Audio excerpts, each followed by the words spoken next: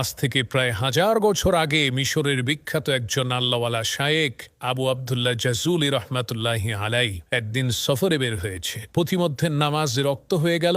এখন ওযু করার জন্য তো পানির প্রয়োজন। পানি যদি না পাওয়া যায় তাহলে তায়াম্মুম করার বিধান আছে, কিন্তু প্রথমে পানি তো খুঁজতে হবে। তো আবু আবদুল্লাহ জাজুলি রহমাতুল্লাহি আলাই তিনি পানি খুঁজতে আরম্ভ করলেন। খুঁজতে খুঁজতে তিনি একটা কূপ পেলেন। সেই কূপের মধ্যে চেয়ে দেখলেন কূপের নিচে টলটলা পরিষ্কার পানি আছে, কিন্তু দুঃখের বিষয় সেই কূপের আশেপাশে কোনো বালতি নেই। তখন আবু আবদুল্লাহ জাজুলি দেখতে পান ওই কুয়া থেকে একটু দূরেই একটা ঘর রয়েছে, আর সেই ঘরের ছাদের উপরে ছোট একটা বাচ্চা মেয়ে খেলা করছে। তখন তিনি ওই বাচ্চা মেয়েকে ডেকে বললেন, মাগো, নামাজে রক্ত হয়ে গেছে, আমি একটু উজু করে নামাজ পড়ব।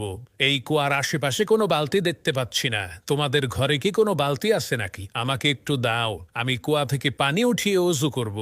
তখন সেই মেয়ে জিজ্ঞেস করলো, মানে আনতা আইয়ুহাল মুসাফির, হে পথিক, আপনি কে, আপনার পরিচয় কি? তখন তিনি পরিচয় দিয়ে বললেন, আমি হচ্ছি আবু আবদুল্লাহ জাজুলি। মেয়েটি তখন বলল, হায় আফসোস, আপনি হচ্ছেন আরবের সবচাইতে নামকরা বিখ্যাত শায়েখ।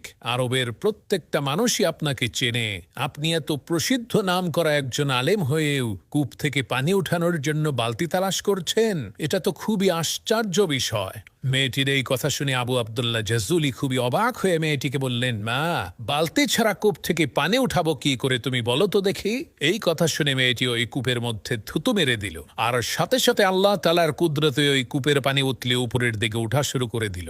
মেয়েটির এই কেরামতি দেখে আবু আবদুল্লাহ জাজুলি তাকে প্রশ্ন করলো, মাগো, তুমি কি এমন কাজ করেছো, কি এমন আমল তোমার আছে যার কারণে এত বড় কেরামতি তুমি দেখাইতে পারলা? তখন সেই মেয়েটি বলল, হুজুর, আমি মাঠে বকরি চড়াই, আর আমার বকরিগুলো যতক্ষণ পর্যন্ত মাঠে ঘাস খেতে থাকে ততক্ষণ পর্যন্ত আমি আল্লাহর শ্রেষ্ঠ পয়গম্বর বিশ্বনবী মুহাম্মদুর রাসূলুল্লাহ সাল্লাল্লাহু আলাইহি ওয়াসাল্লামের উপরে দরুদ পড়তে থাকি। সুবহানাল্লাহ।